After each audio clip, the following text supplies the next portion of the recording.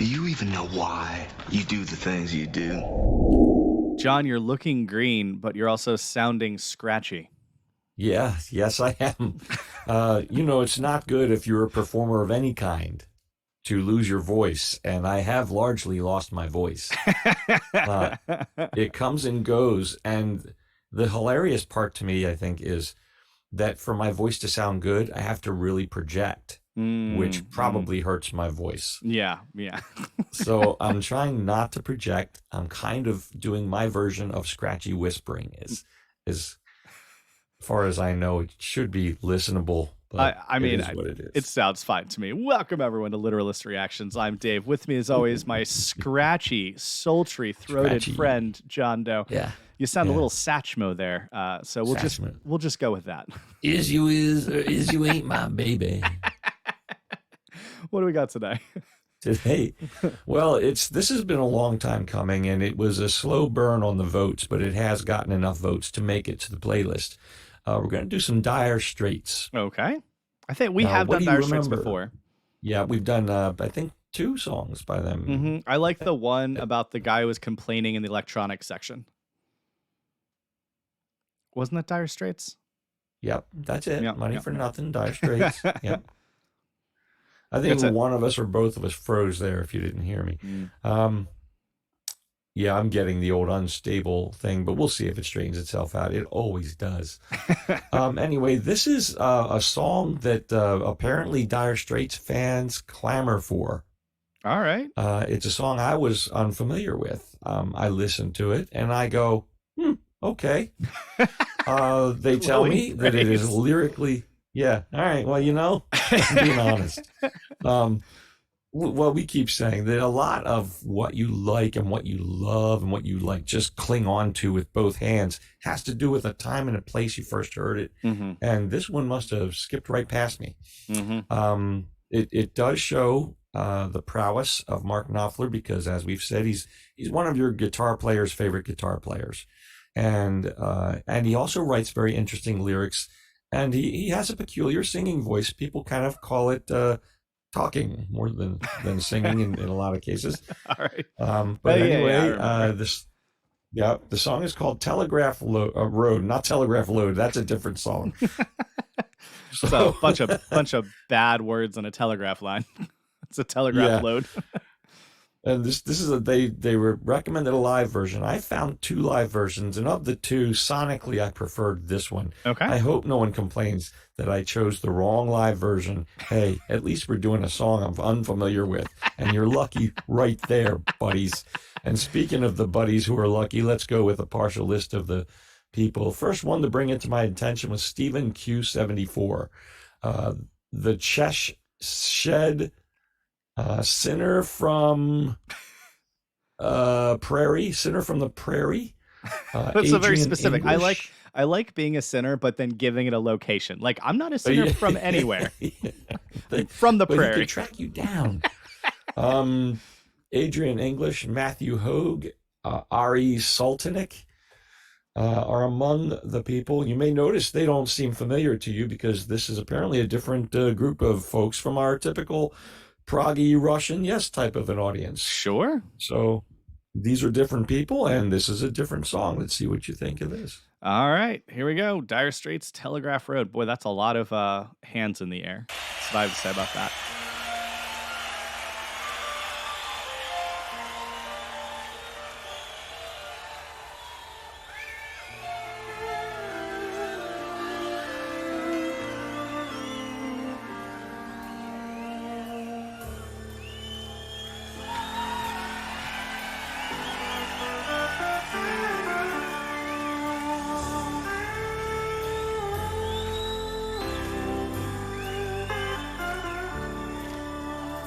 Thought I heard a steel guitar.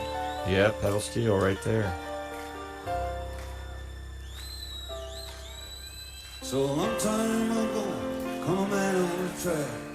He's walking 30 miles with a sack on his back. He put down his road where he thought it was the best. Made a home in the wilderness. Built a cabin in a winter storm. plowed the ground by the cold lake shore. The other travelers came walking down the track. They never went further, they never went back. Came the churches, came the schools, then came the lawyers, then came the rules, then came the trains and the trucks with their load. The dirty old truck was the telegraph line.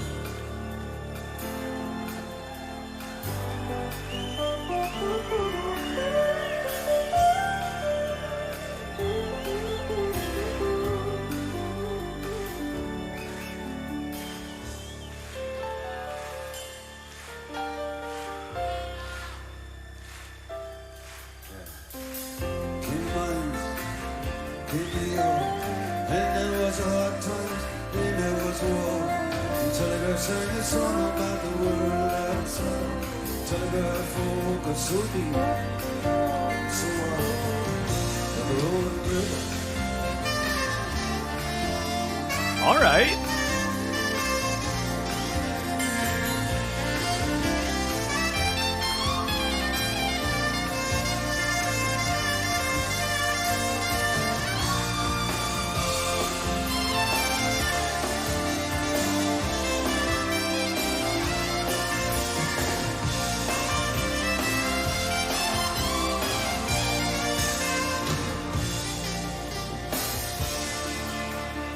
That part gave me goosebumps, and that's why I like this version. You had me at clarinet. I think that was an oboe. You think it was an oboe? Mm-hmm. I'm not 100% sure. I never saw the mouthpiece, but I think it was a double reed and not the big old chonky boy that is a clarinet. Okay. But don't quote me on that. Feel free to correct me in the comments. So far, I mean, I'm already on record very much so for saying I like a number of things this song does. First of all, lots of different instruments. Always fun.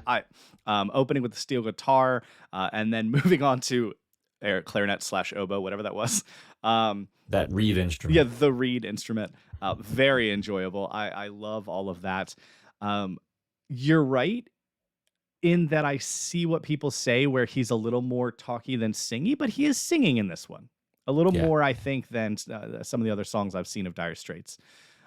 He's a storyteller, so even when he's singing, he's still telling a story. Well, and I like that. I love songs that tell a story. And so far, I think this song is telling a story of actually a thing I've complained about for years. That list is long. I'm like an 80-year-old man angry at everything sometimes. So Kids, get your ball out of my yard. No, it's the concept of like whenever I hear someone say, if you don't like something, then leave. There was a time when that was an option, and I was born well after that time. Like every inch of land on this planet is owned twice, once by a government and once by an individual. And with the rare exception in that it's owned once only by a government. So like you can't just leave. You can't go anywhere. You have to ask permission and pay people money to get a piece of paper that purely exists so that you can ask a different set of people permission to walk across an imaginary line on a map. Like that is the world we live in. And that's always been insane to me. And so in this song, when he started talking about, so I moved out and I built a log cabin, and like you get the old settlers. I packed up all my stuff that I could into a wagon and I just sort of headed west. And when I got to a chunk of land I felt like living on, I stopped. And then sweat and hard work later, I had a home and I had a farm and I, took care of myself. But then the road came in, and then there were laws and there were lawyers and there was money, and the telegraph line basically brought its load of problems that I escaped from. Like I didn't like where I was because of what I was surrounded by. I left that, and then it followed me. So I'm right back to where I started, despite having done all the hard work to build my own stupid house. So anyway, as of now, barely a fourth of the way into this song, that is where I'm at. Okay. So musically fun, and there's my guess so far in lyrics. Here we go. And my radio says tonight it's going to freeze. And people driving home from the factory. Now you got 6 lanes of traffic. 3 lanes moving slow.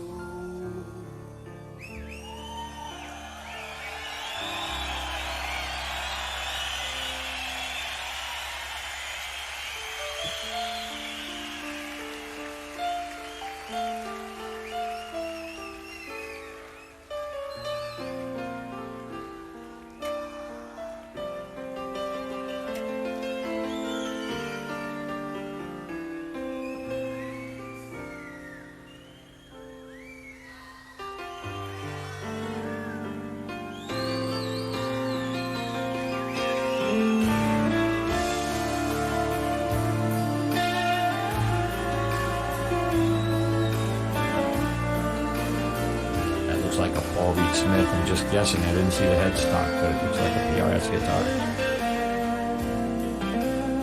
Nope, it's not. It's not.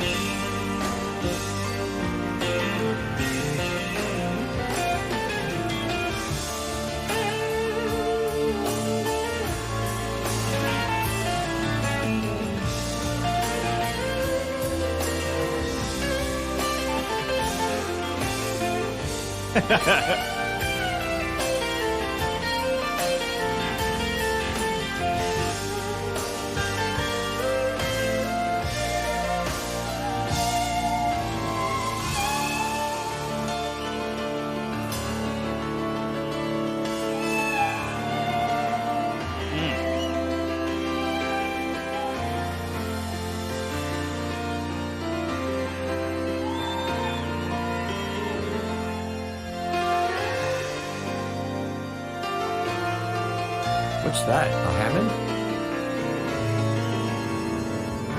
Yeah, it was a Hammond organ. Your fave. Used to like to go to work, they shut it down. Got a right to go to work, no working to be found in the sun. We're gonna have to pay what's owed. We're gonna have to eat from the seed that got sown. All the birds and the wires, get up on the pole. They can always get out of this rain and the snow. And we can hear them singing at the telegraph pole all over. Down the telegraph road.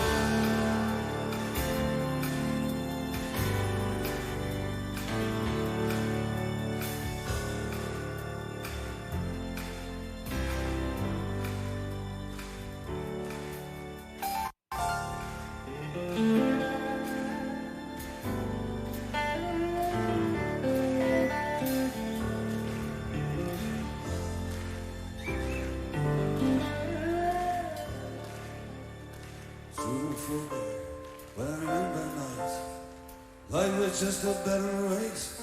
Between the lights, you had your head on my shoulder, had your hand in my hair. Now you're a little colder, like you don't see me. I'm gonna get you away from out of this darkness, energy day. From all these rivers of headlights, these rivers of rain. From the air that lives on the streets where these men. But every red light, memory lane. See desperation exploding into the flame. And I don't wanna see it over. All these signs to say sorry man, we're closed. All the way.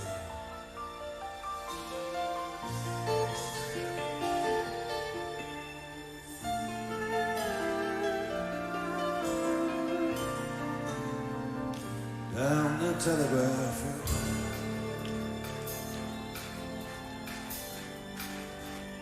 This is a huge venue wherever this is. Yeah. Man, it's just continued. I have to say there are definitely times when it's hard to understand what he's saying. He sounds like I know he's not, but it comes across as mumbling, and I think some of that is just 1990s audio recording technology. Mm. Well, he's mumbling a little bit. He's got that whole Springsteen, Bob Dylan mumble going on. So I'm definitely not catching every word, but from what I can deduce, it definitely still sounds like my original theory. I'm sticking with it so far, is what I'm saying. I look forward to hearing what the song's actually about. But musically, there are moments in this song that almost one of the movements will sound like a power ballad, but then the singing starts and it's just back to storytelling. And so it's fascinating because it's surprising me in that it doesn't sound like a genre that then goes with the style of singing that we're hearing, which is interesting to me. I really like it a lot because I like both of those things. I love story songs and I love songs with tons of different movements that sound different throughout. Right. We haven't had a reprise yet of our reed instrument, so I'm still waiting for that. I'm hoping for a juicy solo coming up here near the end. But man, musically, it's chill. Like, it is just enjoyable to sit and listen to it. And then every now and then you'll get this beautiful lick that'll just give you goosebumps. Right. So excellent so far. Yeah, we'll see how it ends, and then I look forward to being corrected. Yeah.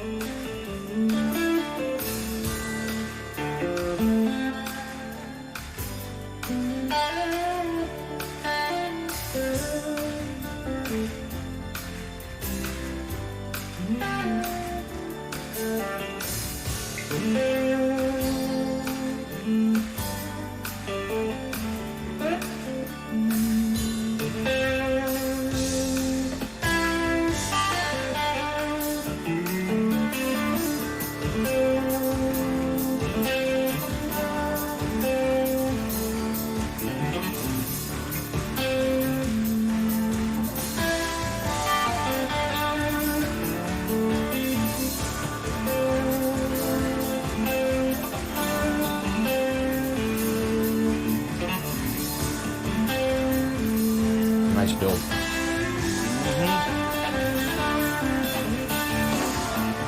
Get the flames about to tear wide open.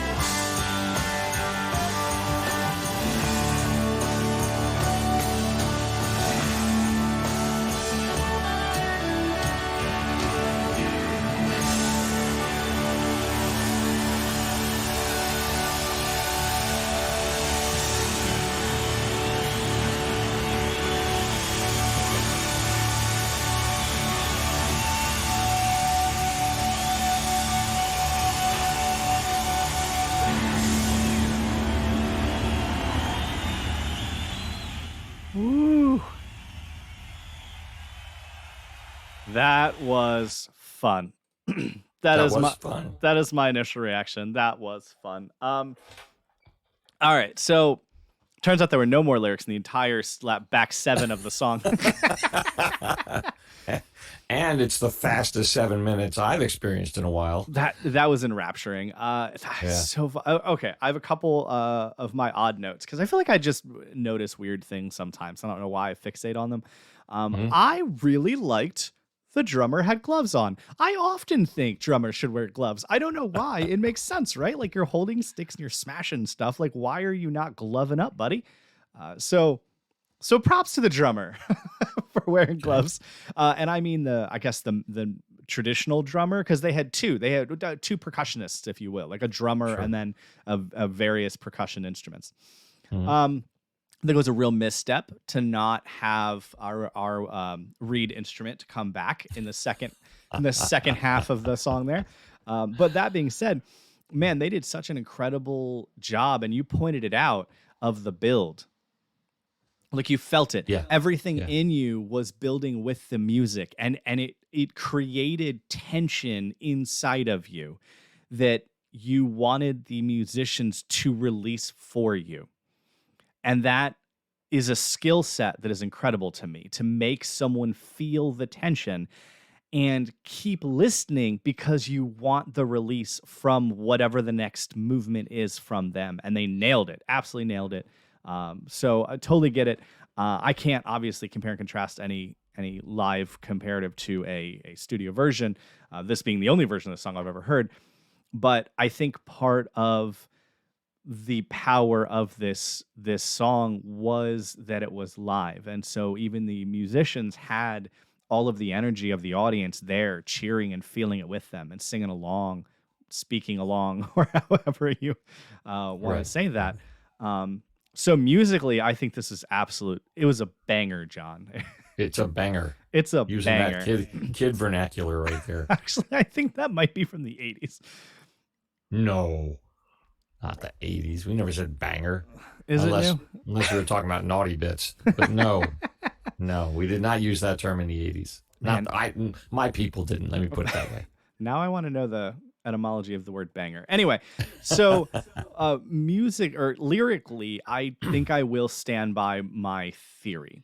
Now, of course, I have admitted I did not catch all of the words, but from what I could suss out, I really do stand by that this song is about someone who, or just the concept, not even necessarily an individual themselves, who tried their best to not like something and then move away from it, and then it followed them.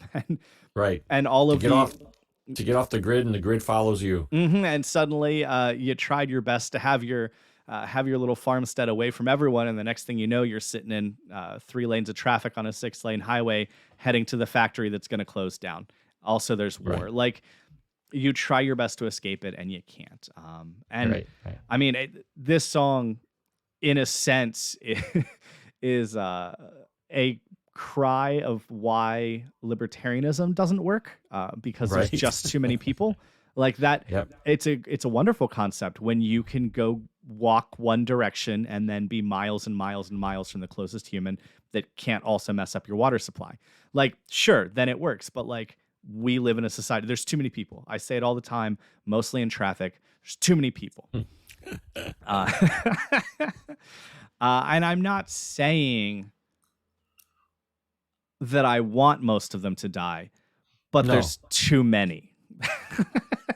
But if they do, look, all I'm saying is if the plague happened and I died along with it, which I would, I would just die happy knowing that the world was going to be a better place for those left behind. That's all I'm saying. Okay, fair enough. So you can get to the mall faster. No, but you know what? We do it to ourselves too. How many years from I don't know when, from the 40s on, did people on the East Coast move at the recommendation of their doctors, move to Arizona for its dry, arid air and lack of pollen and things like that. And the moment they get there, they plant grass and trees. Yeah, they just brought it with them. And the thing is, they didn't plant local anything. And now they're having a water shortage because they planted a bunch of plants that shouldn't exist in Arizona and constantly need to be watered. Correct. Yeah, it's Yeah.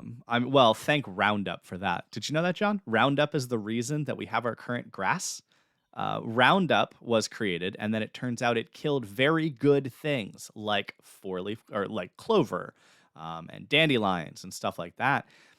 And so what they ended up doing is basically starting the push to label those as unwanted plants in your yard. That you should only have this one style of grass in your yard, and that's what a good yard is. It was a PR push. It's no different than why diamonds are so expensive when in reality they're super common and not that special. It was a PR push is the modern grass, and it's horrible for the environment. We are literally causing water shortages because of plants in climates that shouldn't exist where they are. Whether it be commercial farming or I yards. like grass, but I could go to a park. I mean, I just assume, pave my yard.